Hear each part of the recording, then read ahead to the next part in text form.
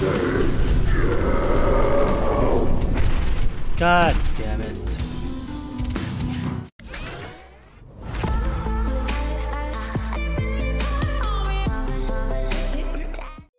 I love European metal, so when I heard there was a game featuring people from some of my favorite bands, I just had to check it out.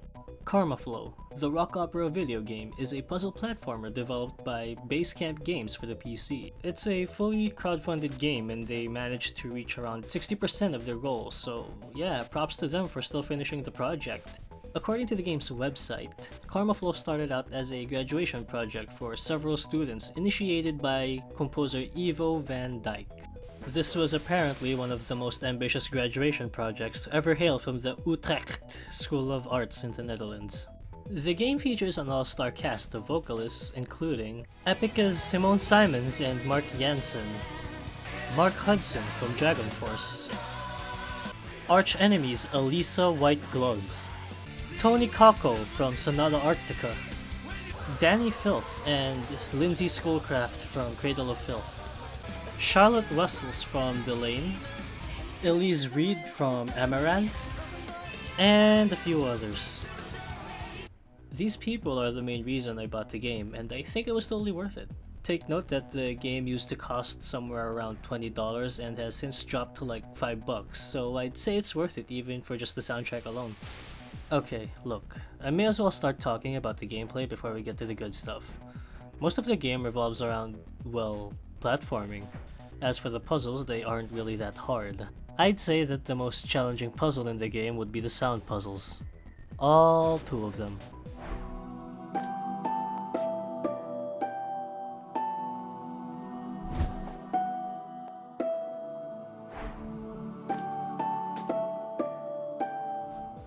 There's a few interesting parts where you have to fight bosses and stuff, but they're all pretty easy and really only serve to add a bit of variety to the whole infuse this, extract that, jump here, jump there thing that the game has going. I just have to get this off my chest. The game is a buggy mess.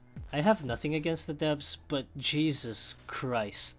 The amount of times I either got pissed off at a few trivial things or just straight up broke the game. Just, ugh. I guess I can attribute this to the lack of funding, but still.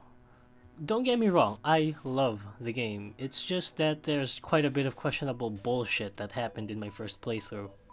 First off, there's almost nothing in the game that hints towards your next objective. I mean, I'm not saying the game should hold my hand throughout the entire thing, but come on man, give me something here. Half of the time, I found myself running around aimlessly looking for a way to progress. There's a lot of areas in the game where it expects you to just kinda know what you're supposed to do or where you're supposed to go. The extent of signposting in the game really just boils down to the few cutscenes where the game shows you a certain obstacle you'll be facing or whatever. Other than that, you're shit out of luck. Thankfully though, there's little to no consequences for failing, so you get to retry whatever you failed at till you get it right. Now, the bugs. Oh my god, the bugs. Let's just say that I spent 3 minutes trying to progress the story, only to just give up and go for an outcome I didn't want. I mean, look at this! I'm literally inside the thing now. Is it because I have too much karma? I don't know, the game doesn't exactly explain that part from what I remember. Now here's a real bug. After respawning in a certain area, this is what greeted me. You see that tiny orange speck? That's me. I had to reload the game to fix this. Alright, that's enough ranting. Let's move on to the story. So let me just preface this by saying that most of what I'm about to say that's related to the story is just my own interpretation, so don't beat me up for it. You play as the Karma Keeper, who gets to decide the fate of each world it travels to. Basically, all of the worlds have a guardian that keeps the world alive. I must be strong, I must carry on when all that was is gone. All of the worlds, however, are destined to die no matter what.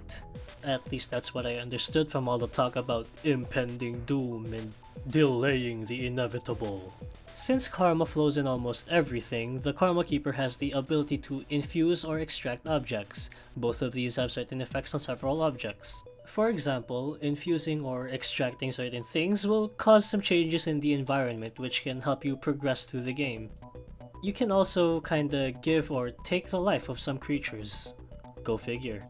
The Karma Keeper has several abilities that you unlock throughout the story. You can glide, surf on rails, and make jump pads. With all of these tools at your disposal, mobility isn't much of an issue, which makes most of the platforming sections pretty damn easy. Near the end of each world's story, the Guardian and their counterpart will meet. At these moments, the game turns into an interactive music video. Welcome, sister. Certainly it seems it's been a while since we found ourselves here. Yes, my brother. It seems time has divided us. It is good to feel the breeze of the air. I will ask for your intentions, but you don't seem. So, after a while, you get to make a choice or two for each conflict that can affect the fate of the entire world. For example,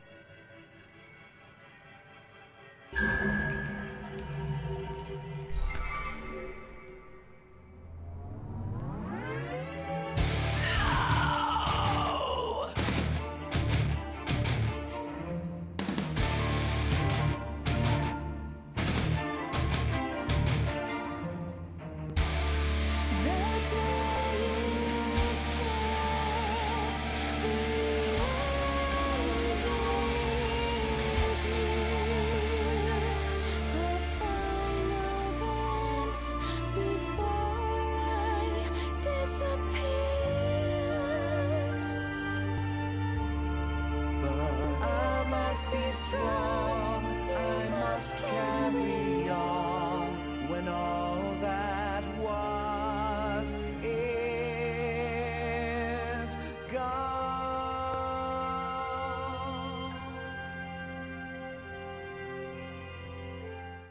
my personal favorite has to be the very last part where the creator and the destroyer meet.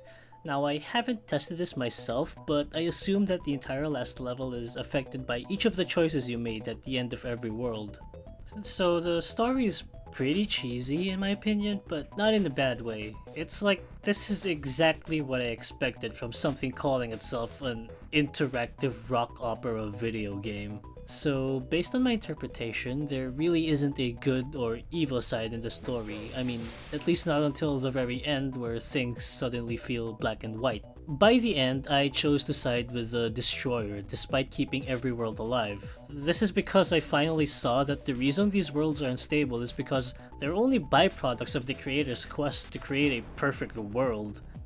Also because Epica is one of my favorite bands and I really don't like Cradle of Filth. If this keeper holds the essence and he is the perfect life, he knows he should not have been constructed. Why don't we let him decide? Before I wrap this up, I forgot to mention the data shards. There are a few data shards in each world and they give you a bit of insight about the world and its guardian. Their father's grave erected in the sky, high above where the sea could not reach. Furious waves stand up, empowered by her rage. On the surface, where the grave no lies. It's just a neat little thing that comes in the form of optional collectibles in the game. So overall, the whole game was quite an experience. If you can live with the somewhat clunky controls and all of the quirks that you may find frustrating, the game is still totally worth your attention. It's definitely worth replaying a couple of times just so you can see how all of the choices affect the story and the music. At the end of the day though, it really boils down to whether or not you're a fan of this kind of music. If you're not, you probably won't enjoy it as much. But if you are, then you'll definitely get something out of it.